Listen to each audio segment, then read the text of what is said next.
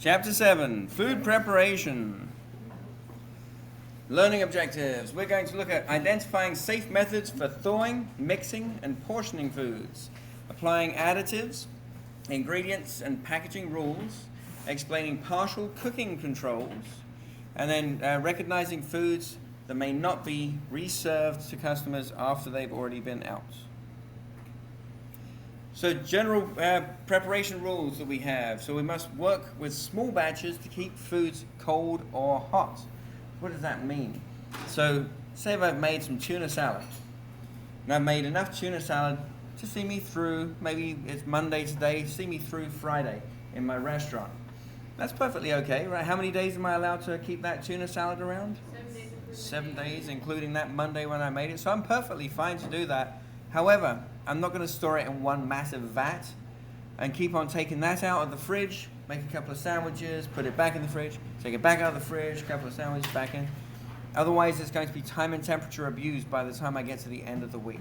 Right, so I'm going to break it down into enough that I can probably get through like one regular service, and then after that I'll be able to go and pull out the next one because that will have been staying in the refrigerator the whole time. Does that make sense? So breaking things down into batches so that we can keep things out of the temperature danger zone. Minimizing that time between 41 and 135. Use clean, sanitized equipment. Might sound like an obvious thing, but as we hear on our dirty restaurant episodes when we're listening to those, the number of times that these restaurants are allegedly cleaning things, pieces of equipment, spoons, plates, bowls, whatever it might be, but then they're putting them back on the rack and they're really not clean. Right? Very important that they're properly cleaned and sanitized. And then returning ingredients to refrigerator promptly, so we shouldn't be leaving maybe some spring rolls out on the table with chicken in them or anything like that. It should be that we're preparing them, wrapping them, labeling them in the fridge, right, as quickly as possible. Because the other thing is, the fact is with this, it's not just about that food then becoming dangerous, it's about the actual lifespan of that food. The longer it's out of the fridge, the longer it's in the temperature danger zone, the shorter the shelf life is for that before it goes bad. Let's return ingredients to the refrigerator promptly and then protect things from cross-contamination, wrapping them, placing them correctly in the hierarchy of where we place them in the refrigerator so that they don't get dripped on or damaged. So approved ingredients and additives. So use only food-grade ingredients from approved sources. So how would this make any sense here? So the fact is, I can buy lots of additives to put into foods. I can buy flavoring agents, colors, preservatives, and all sorts of other products, chemicals that I can put into foods. They are considered to be safe, so I'm okay to use them, but within limits, because if I put too much in, they may become toxic. Food additives must be used per manufacturer's or FDA limits. Sulfiting agents, nitrates, and MSG, monosodium glutamate, only use it as allowed. Do not use sulfates on fresh produce served raw ever.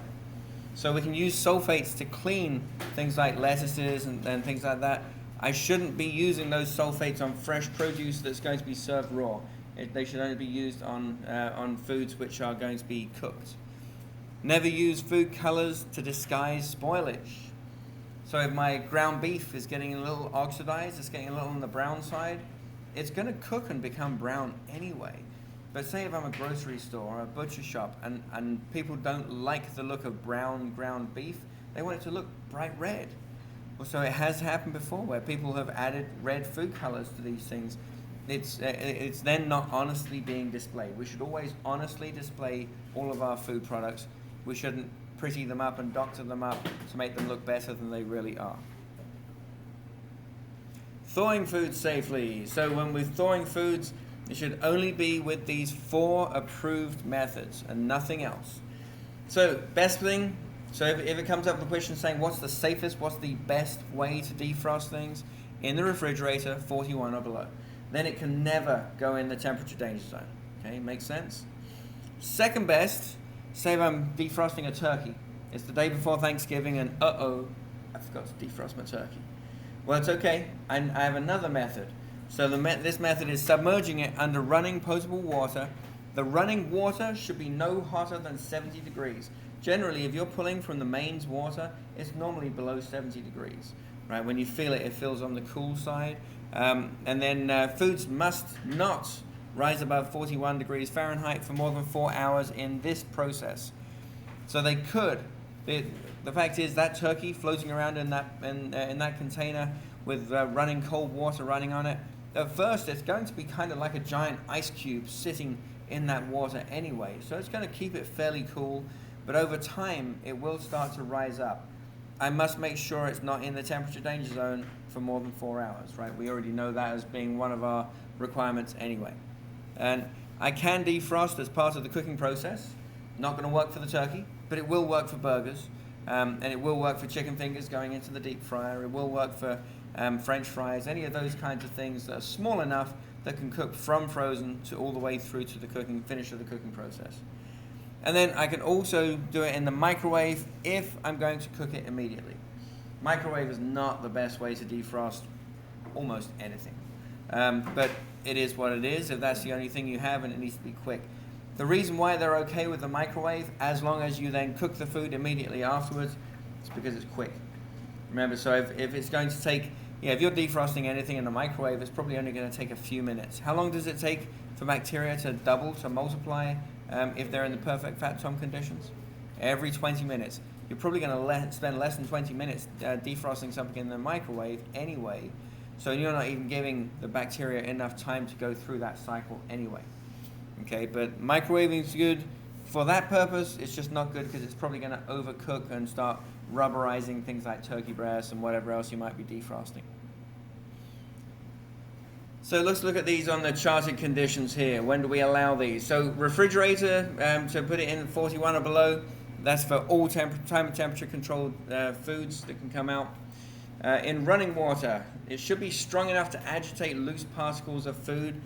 So it doesn't have to be like full-on blasting water, but it should be enough that it's going to revolve that water around in the container and knock out loose particles from sitting in there and swilling around in there.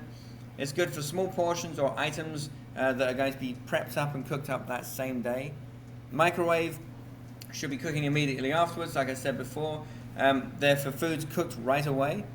And then foods cooking directly from frozen. We may have to add some extra cooking time to it, but most of those things are going to be manufactured foods, things like burgers, chicken nuggets, chicken tenders, things like that.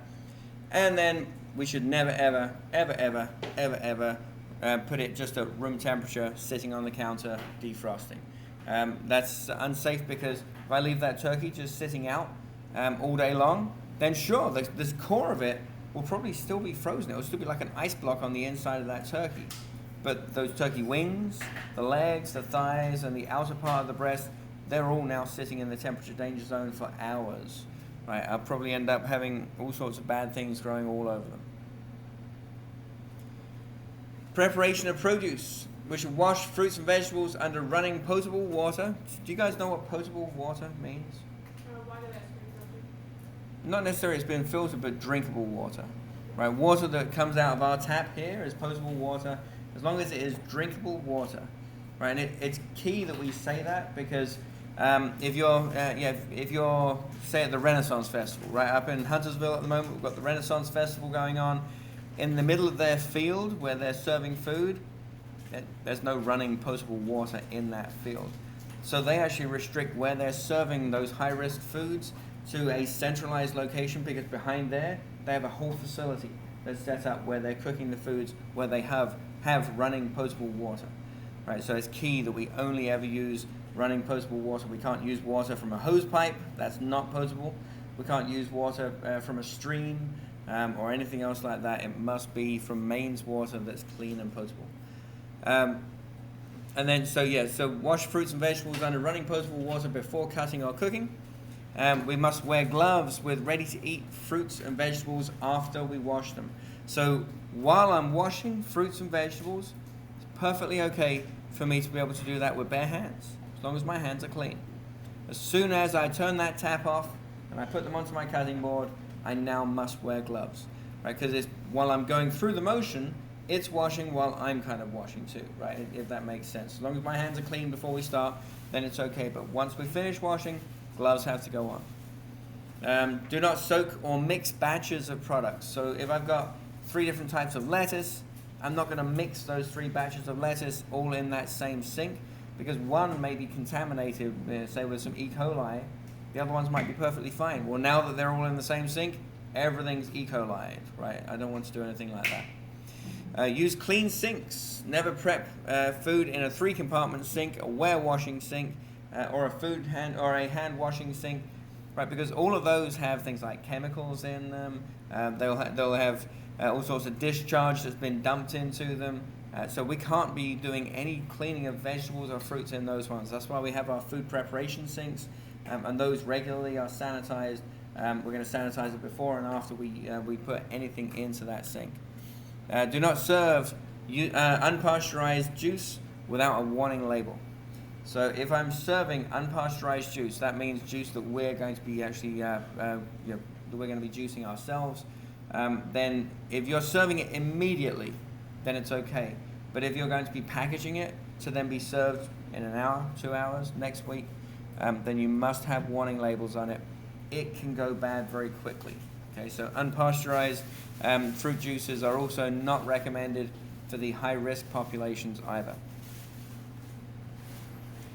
Preparation of egg and pooled egg mixtures. So use pasteurized eggs for dishes not fully cooked, like Caesar salad dressing, tiramisu. Cooked shell eggs for immediate service to 145. Cooked shell eggs for hot holding on a buffet to 155.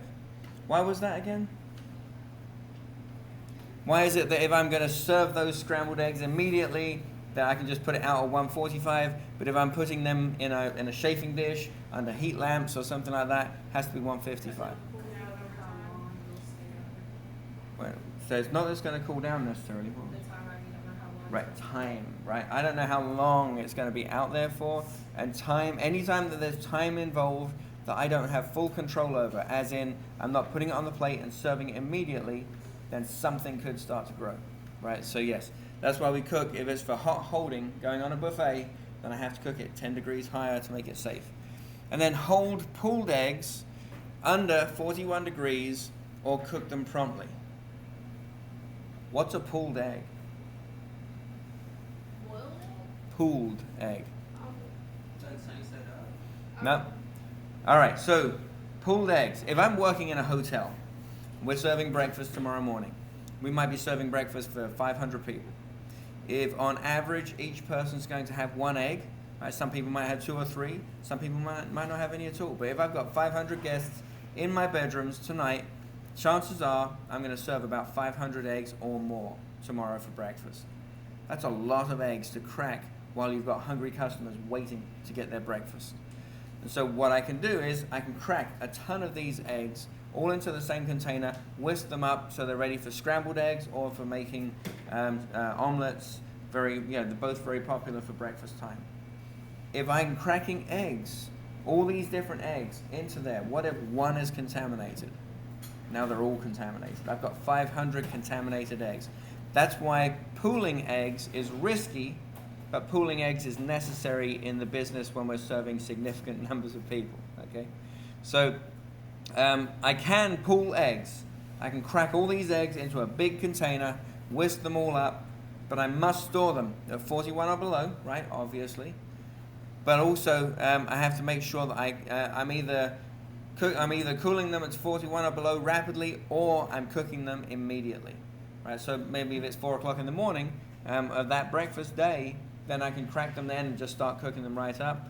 Or if I'm going to be holding them, I've got to get them refrigerated rapidly and keep them below 41. Okay? But yeah, pooled eggs. It's not unusual to have at least one question that comes up talking about pooled eggs. Okay? Preparation of salads containing TCS ingredients, time and temperature control for safety ingredients. So use leftovers only if cooked, held, and cooled properly. Chill ingredients before mixing. Prepare small batch. And let me just hit on that one real quick. Chill ingredients before mixing. What does that necessarily mean? Say if I'm going to make some tuna salad to go onto my. If I'm going to make some tuna salad to go onto my salad, then I'm going to want to get that tuna out of the can. Does that can of tuna have to be refrigerated? not until it's open, right? So, but the fact is, once I open it and I'm going to make tuna salad, I now need to get it chilled down. Okay, so that's why it's saying make sure you get that chilled immediately, because once it's open, it's got to be refrigerated. Never mix fresh batches with old. So don't take that last bit of that tuna salad and go and dump it on top of the fresh one because, oh, I'm going to use it all up anyway, right? Because now we could be taking something that's on the older side that could be contaminating the new one all the way through, okay? Using ice as an ingredient. Ice intended for consumption must be made from potable water, clean, drinkable water. Use only clean, sanitized scoops, never a glass or hands, and then store ice scoops outside of the bin in a protected container. So I can't keep that ice scoop inside the ice bin, because otherwise if the handle of that ice scoop comes in contact with the ice, I might as well be touching the ice with my bare hands. Partial cooking or par cooking procedures. So what is par cooking? So we're not talking about like where we par cook things like broccoli, like where we're talking about where we're blanching foods. This is very much connected with things like meats and things like that. It's not unusual if you have a very busy restaurant and you're going to have a really busy service that you might want to take some, maybe the chicken, maybe some of the steaks, and put them on the grill to put some grill marks on them just to sear just the outside. It speeds up the cooking process. If I know that I'm probably going to have 200 or 300 steaks tonight, and most of them are going to be medium or medium rare or more, then I can sear the outside off to get them started, and it speeds up the cooking process when I'm actually in the middle of service. The only thing is, though, is that if I'm searing that off, and now it's obviously warming it up, the center of that chicken or the beef or anything else is going to start to warm. Right, and then I'm not going to serve it immediately, so now I've got time and temperature possible abuse situations. So this is where we have very strict rules when it comes to searing off those burgers or searing off the steak or the chicken. So it must be used to stage large batches for later service. The total cook time must not exceed 60 minutes. Generally, if you're doing like burgers or if you're doing steaks or something, it's going to take a few minutes. It shouldn't take an hour. They give you up to an hour, but that's plenty of time. Food must be immediately cooled and then held at 41 Fahrenheit, obviously. And then before service, we must cook it to the full required temperature. Just because I par cooked my chicken breast, it doesn't mean that I can just come back in there and give it a quick flash of heat and I'm good to go. And this is where it can get a little tricky as well. It's going to look like it's cooked. Right, the outside of my chicken is going to be opaque, just like it's fully cooked, and it could trick someone into thinking that it might be safe to consume as is, and it's not, because the inside is still completely raw. So we have to make sure that we label it, and we do not place it in a refrigerator anywhere near the cooked foods. It will look cooked, but we have to make sure we label it par cooked chicken, and guess where in the fridge it still goes? Right down the bottom, exactly. If we're going to do these kinds of things, we have to maintain written procedures and verify each step. So that means that we have a temperature log, and we're logging the times and temperatures that it took to sear off today's batches of steaks, and then how long it took to cool those back down again. Okay. So the initial cook begins in heating to the. We must make sure that it's going to hit the internal temperature of at least 135. Immediate cooling, 135 to 41, and then within 6 hours, we get it all the way down the 2 and 4 rule, right? 2 hours through the worst part of the temperature danger zone, 4 hours farther down. Once we hit 41, we're good. Cold holding, 41 degrees Fahrenheit until it's needed. And then the final cook before service, it must reach the full required temperature, like poultry, 165, burgers, 155, steaks 145, fish 145. And so we must serve or hold it hot to 135, right? And all the time that it's after it's been heated up, it must maintain outside of the temperature danger zone, just like anything else. Reserving food safely. So what we should never reserve. So return plates or garnishes. If I serve a plate of food to a table and then walk away, and I come back, I'm the server, and I go back over and, how is everything today? Yeah, you gave me the fish, and I didn't order fish. Oh, terribly sorry. Let me get you a correct plate. I pick that plate up. That plate is dead. If a plate has been in front of the customer and it's been sitting in front of that customer, I cannot guarantee anything that could have happened to that plate. They could have sliced into it, not realizing exactly what it was. They may have sneezed near it. Anything could have happened. I don't know. I can't now give it to another customer. It's a dead plate. Okay. Unwrapped bread or rolls or crackers. So very often, it's not unusual. You go to a restaurant, they go and bring a basket of rolls over for you, or some crackers or something like that. You cannot reuse those. Even if you brought some fresh bread over, they ate 1 out of 5 pieces of bread, and you're looking at the basket thinking, wow, that's a shame. Why are we going to throw all that perfectly good bread away? It is no longer perfectly good if it's been on the table with customers. Because I don't know if the kid that was on that table was licking them and putting them back in the basket. I just don't know. And it's not safe enough just to risk it. Open condiment containers. So if I've got a small little bowl of ketchup to go with your fries, and well, you don't like ketchup, so you didn't eat the ketchup, I as the server can't come back and like, well, I'll just put it back in the fridge and we'll use it for the next customer. If it's been on the table with the customer, it's dead, and it's open, it's dead. Some things that I can reserve: unopened pre-packaged condiments, so ketchup packets, mayo packets, mustard packets. If they haven't been opened and if they are in good condition, I can keep those. Breadsticks that you sometimes get in, or crackers that you get in wrappers, like the Lance crackers and things like that, maybe some oyster crackers. Those can be reused if the packaging is in good condition, if it's not open. Okay. Handling utensils during prep. So using clean utensils that must be replaced every 4 hours during use. Store them in the food with the handle above the rim or on a clean, dry surface. So if I have a third pan of chicken salad and I've got a large serving spoon in there or something like that, then I can keep that spoon with that to be able to use throughout service, but I must make sure that the handle isn't dropping down into the actual food product, right? It has to be sticking up, and it's only used for that one dish. I can't use it on other items as well. Wash, rinse, and sanitize between tasks as well to make sure that they are sanitary and not contaminating and cross-contaminating from one batch to another. Employee hygiene during prep. Washing hands before glove use and when changing tasks as well. Using single-use gloves for ready-to-eat foods and no bare hand contact with ready-to-eat foods unless if it's a permitted procedure that's approved. When can I have bare hands in contact with ready-to-eat food? So, right, so exactly. So what kind of thing would that be?